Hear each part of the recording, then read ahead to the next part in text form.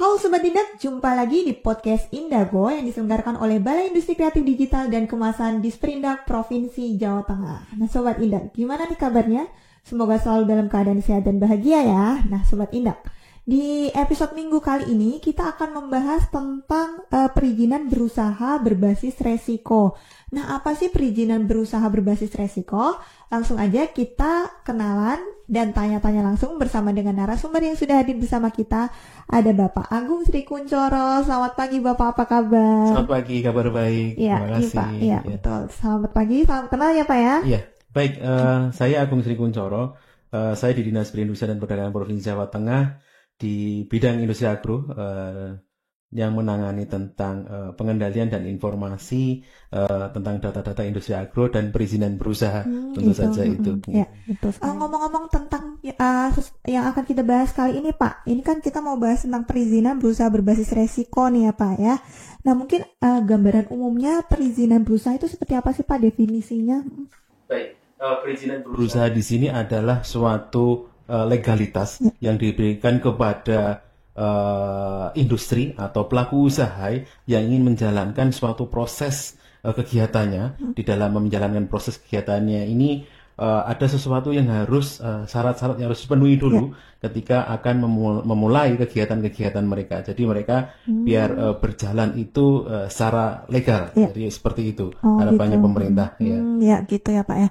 Nah ini Pak, sebenarnya siapa sih yang wajib memiliki perizinan berusaha ini Pak? Jadi siapa saja yang menjalankan suatu bentuk usaha ini diwajibkan atau disarankan dan diwajibkan untuk memiliki perizinan berusaha ini karena ada beberapa nanti beberapa klasifikasi perizinan berusaha tersebut. Jadi setiap pelaku usaha itu wajib memiliki perizinan berusaha ini ya Pak ya. Oh ya tadi kan disebutkan ada beberapa jenis perizinan berusaha ya Pak ya, tadi sempat disinggung ya. Itu mungkin bisa diceritakan lebih detail Pak. Jadi perizinan berusaha di sini ada dua. Jadi ada kalau diklasifikasikan ya berdasarkan aturan produk turunan dari Undang-Undang Cipta Kerja tahun 2020 itu bahwasanya yang pertama perizinan berusaha berbasis resiko. Ini berbasis resiko ada beberapa resiko yang ada di tingkat perizinan berusaha. Yang pertama resiko rendah, kemudian resiko menengah tinggi dan tinggi seperti itu. Kemudian untuk yang kedua adalah perizinan berusaha yang menunjang kegiatan usaha tersebut. Jadi ada beberapa istilahnya PBUMKU di sini singkatannya biasanya sudah familiar. Nanti ketika teman-teman pelaku industri nanti yang akan berkonsultasi atau mengurus perizinannya nanti akan familiar dengan istilah-istilah seperti ini. Gitu. Ya. Ini mungkin bisa dijelaskan Pak istilah-istilahnya, mungkin ada Sobat Indak yang belum paham juga Pak. Baik, terima kasih. Pertanyaannya ini bagus sekali. Jadi yang pertama adalah pelaku industri ini siapa saja? Biasanya seperti itu kan ya. Pelaku industri ini biasanya bisa siapa saja atau pelaku usaha ini bisa siapa saja tadi yang mendapatkan perizinan berusaha tadi. Jadi bisa industri yang manufaktur yang jelas seperti itu yang menghasilkan produk-produk tertentu, kemudian industri-industri yang kreatif itu juga melakukan harus diwajibkan untuk melakukan perizinan, baik industri digitalisasi atau dan sebagai macamnya itu. Jadi mereka diwajibkan untuk melakukan atau mengurus perizinan berusaha tersebut. Jadi kalau di dalam amanat PP nomor 5 PP 5 tahun 2021 tersebut jadi klasifikasi tadi yang ditanyakan tadi ada risiko rendah. Risiko rendah sendiri nanti akan setelah semua persyaratannya diupload dalam sistem aplikasi OSS tersebut nanti akan terbit secara otomatis. Jadi sobat-sobat Indak nanti di sini dalam melakukan proses pengurusan perizinan berusaha ini nggak usah kemana-mana. Kalau mau datang ke kami silaturahmi silakan monggo dan semua ini semua gratis. Jadi bisa diurus secara online, duduk di rumah, di kantor dan sebagainya. Nanti semua persyaratannya dibaca, kemudian diupload dalam sistem aplikasi OSS tersebut. Kemudian kalau nanti diklasifikasikan dalam risiko rendah dan menengah rendah, itu nanti akan terbit secara otomatis. Jadi perizinan tersebut akan bisa dicetak secara mandiri di kantor, di rumah dan sebagainya seperti itu. Jadi untuk klasifikasi industri menengah, rendah, dan rendah nanti akan terbit otomatis kecuali nanti teman-teman ketika diklasifikasikan ke dalam yang berisiko menengah tinggi maupun tinggi. Nanti ada beberapa persyaratan yang lain yang harus dipenuhi seperti gitu, itu. Ya Pak. Ini kan menyinggung sedikit tentang resiko ya Pak ya. Ini kan disinggung ada resiko rendah, resiko menengah ya, menengah tinggi dan juga tinggi ya Pak ya. Nah ini sebenarnya pelaku usaha ini gimana sih cara menentukan resiko untuk kegiatan usahanya itu Pak? Baik, nanti di dalam aplikasi sendiri itu nanti akan digambarkan atau dijelaskan. Mungkin nanti ketika pelaku industri atau yang akan mengurus perizinan berusaha ini bisa konsultasi secara online juga. Di situ ada hotline-nya. Tapi secara mandiri juga bisa mengklasifikasikan tingkat resikonya. Jadi ini berdasarkan yang pertama tentang keselamatan, kemudian tentang aspek kesehatan, aspek lingkungan, dan aspek keterbatasan sumber daya. Jadi mungkin ini nanti akan berhubungan dengan bagaimana penentuan risiko tersebut. Karena perizinan sekarang berdasarkan PP nomor 7 itu tahun 2021 sudah diklasifikasikan tadi bagaimana industri ini diklasifikasikan dalam risiko rendah, risiko menengah rendah, menengah tinggi, dan sampai dengan tinggi. Jadi ini untuk melindungi juga tadi pemerintah tujuannya adalah untuk melindungi satu tadi aspek-aspeknya tentang keselamatan, pemanfaatan sumber daya tadi, kemudian aspek lingkungannya biar tidak eksplorasi secara besar-besaran. Gitu. Jadi lingkungan juga terjaga juga ya Pak ya. Betul, harapannya pemerintah seperti itu. Nah ini selanjutnya nih Pak, gimana sih cara mendapatkan perizinan berusaha? Ini mungkin bisa dijelaskan Pak prosesnya? Ya, tadi sempat kami singgung ya, bagaimana cara mendapatkan perizinan berusaha ini. Tadi mungkin yang ada sedikit yang terlewat adalah penentuan skala modal juga tadi. Ya, tadi belum dibahas kan ya. Baik, ya. nanti kami sampaikan juga.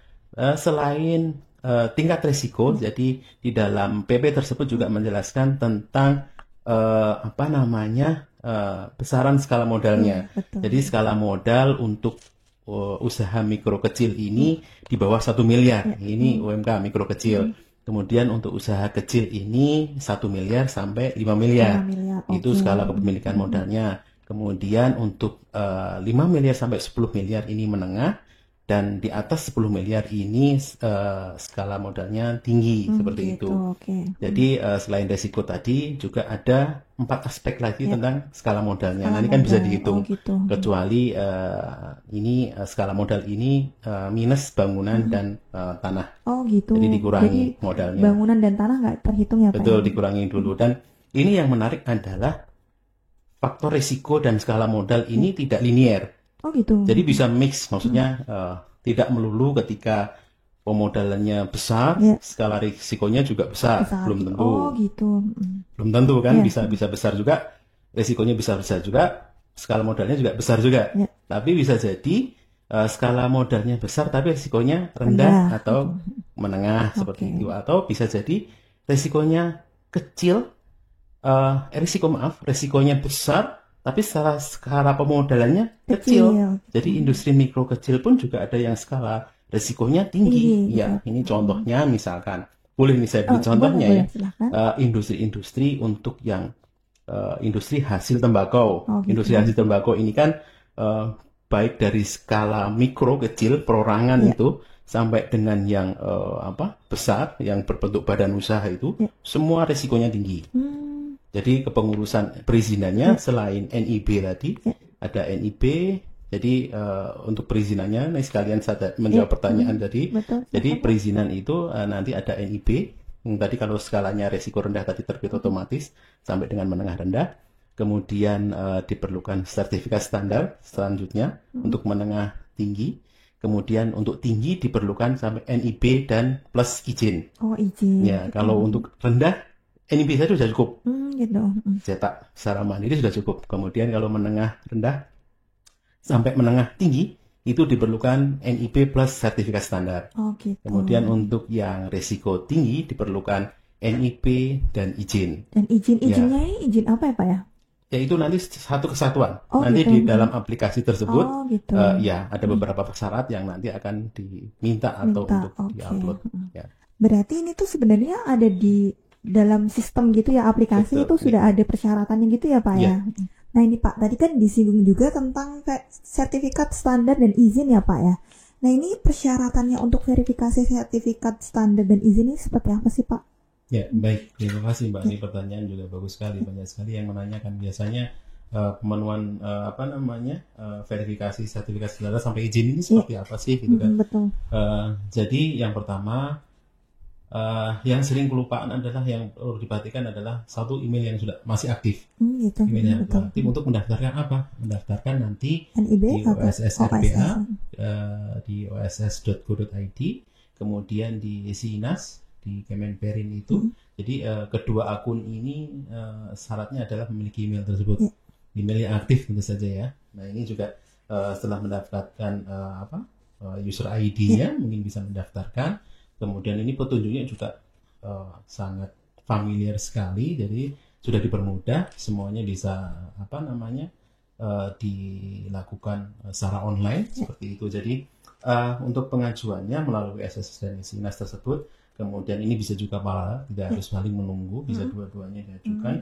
Kemudian yang pertama adalah kelengkapan dokumen tadi ya. Yang pertama tentang persetujuan lingkungan.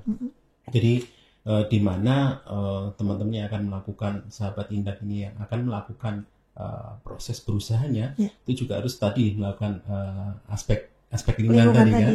Ya, ini juga harus mendapatkan persetujuan lingkungan. Persetujuan lingkungan ini bisa konsultasinya di Dinas Lingkungan Hidup dan Kehutanan setempat, kabupaten, kota, provinsi maupun di kementerian.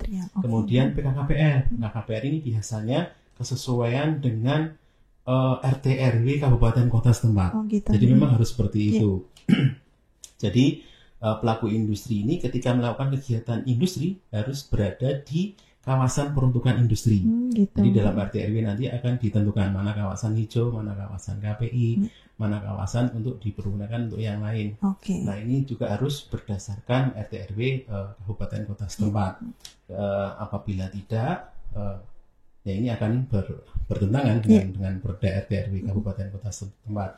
Kemudian ketika jadi dalam Undang-Undang Nomor 3 Tahun 2014 disebutkan semua industri wajib berada di dalam kawasan industri. Jadi di situ diterangkan bahwasanya bagi kabupaten kota yang sudah memiliki kawasan industri wajib berusaha di dalam kawasan industri tersebut. Tetapi pertanyaannya kemudian bagaimana jika pelaku industri ini tidak berada di kawasan industri atau kabupaten kota yang belum memiliki kawasan industri? Nah, ini bisa mengurus tadi di SINAS, nanti akan dikeluarkan surat keterangan pengecualian berada di luar kawasan industri atau SKPPKI. Jadi nanti setelah mendapat persetujuan dari Kementerian Perindustrian nanti akan dikeluarkan SKPPKI tersebut. Jadi nanti surat ini nanti akan dilampirkan atau diupload dalam OSS tadi. Jadi antara OSS dan SINAS ini saling terkait. Jadi kami sarankan sahabat Indak jangan lupa untuk memiliki akun OSS maupun SINAS. Kemudian surat pernyataan kebenaran dan siap beroperasi secara komersil. Ini self declare untuk template suratnya sudah ada di masing-masing di aplikasi tersebut. Jadi nanti bisa download, tinggal nanti disesuaikan dengan informasi industri masing-masing. Kemudian yang keempat adalah surat keterangan terkait lokasi perusahaan. Di sini juga lokasi perusahaan suratnya juga bisa diperoleh dalam aplikasi SINAS tersebut. Selanjutnya untuk pengajuan SINAS nih dipersyaratkan biasanya nanti ada pertanyaan. Ini saya jelaskan sekalian ini. Coba kami sampaikan. Yang pertama tentang dokumen bukti kepemilikan akun SINAS. Tadi email tadi mendaftar, kemudian nanti mendapatkan user ID, kemudian ini digunakan sebagai bukti bahwasanya industri tersebut memiliki akun SINAS. Kemudian kedua adalah bukti penyampaian laporan tahap pembangunan. Seandainya ini industri ini baru, gitu kan, seperti itu. Kemudian yang ketiga adalah dokumen berupa foto sarana prasarana. Sarana prasarana dalam industri itu didokumentasikan bahwasanya untuk membuktikan kesiapan mereka untuk beroperasi. Kemudian selanjutnya dokumen yang menunjukkan kesesuaian KPLI. Nah, KPLI ini tadi akan didapatkan atau diperoleh dari setelah mendaftar dalam OSS RPA. Jadi nanti akan diklasifikasikan lagi dalam KPLI tersebut. Untuk kapasitas produksi dan skala usahanya nanti juga akan disesuaikan dalam KPLI tersebut. Ya, banyak sekali ya Pak ya persyaratannya itu tadi ada kita bisa cek di OSS dan OSSRBA. Ya. Oke. Dan SINAS juga atau di ya, OSS? Tadi yang SKBBKI, yang SINAS, jadi saling terkait.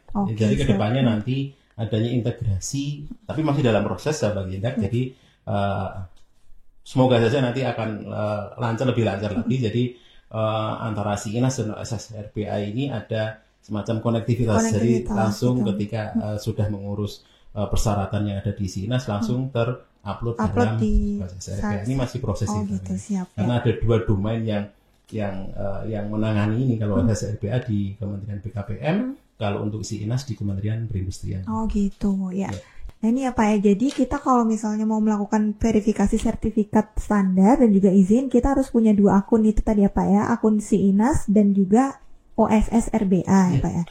Oke, jadi Sobat Indak jangan lupa buat punya 2 akun tersebut ya Sobat Indak. Nah selanjutnya nih Pak, tadi kan kita sudah membahas definisi, kemudian juga cara menentukan resiko, kemudian ada juga gimana sih cara mendapatkan perizinan berusaha gitu ya Pak ya.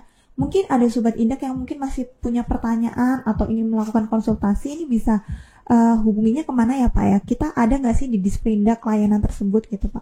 Baik, ya Sobat Indak jangan khawatir ketika ingin melakukan proses perizinan berusaha. Kami juga menyediakan hotline service untuk pelayanan perizinan berusaha untuk konsultasi mengenai OSSRBA. Sobat Indak bisa menghubungi di nomor 0811 2918 081. Oke. Jam layanannya hari Senin sampai dengan Kamis pukul 8 sampai 15.00. Untuk Jumat jam 8 sampai jam 13.00. Ini juga di jam yang sama, tapi di nomor yang berbeda. Ini tadi untuk SINAS atau OSSRBA. Yang sebelumnya untuk OSSRBA. Untuk yang SINAS, Sobat Indak bisa menghubungi untuk industri agro. Kami ada layanan di nomor 0822 2001 4101. Dan untuk industri non agro di 0812 26 48 8448. Tapi Sobat Indak ketika nanti ragu-ragu agro dan agro, salah satu nomor ini kami kedua-duanya siap melayani Sobat. Oke, siap. Nanti nomornya kita cantumkan di video ya Pak ya, supaya Sobat Indak juga bisa mengcopy nomornya ya Pak ya, atau mensimpan nomornya ya Pak ya. Ya nih Pak, ini kita ternyata sudah sampai penghujung episode nih Pak, nggak kerasa ya Pak ya. Ini mungkin sebelum menutup, mungkin ada pesan atau mungkin yang ingin disampaikan kepada Sobat Indak terkait dengan materi yang kita sampaikan hari ini Pak. Ya. Baik, terima kasih Mbak Sasha. Sobat Indak, jangan ragu-ragu untuk mengurus perizinan berusaha karena sudah dipermudah. Ketika Sobat Indak nanti skala tadi, ingat skala risikonya rendah dan menengah rendah akan terbit secara otomatis. Ya. Sobat Indak bisa cukup duduk di kantor atau di tempat tinggal Sobat Indak semuanya. Nanti perizinan berusahanya akan terbit secara otomatis. Jangan lupa untuk tetap menjadi industri yang legal. Oke, siap. Jadi closingan kita pada episode kali ini yaitu jangan lupa untuk jadi apa tadi Pak? Industri yang legal gitu ya Pak ya. Jadi saya rasa sudah cukup episode kita pada hari ini. Mungkin bisa kita tutup ya Pak ya. Terima kasih atas waktu yang sudah diberikan. Juga buat Sobat Indak, terima kasih juga sudah menonton sampai akhir episode ini. Jangan lupa buat like, subscribe, dan komen. Dan juga aktifin lonceng Indago Jateng supaya bisa tahu update info-info menarik lainnya. Sekian, terima kasih. Sampai jumpa.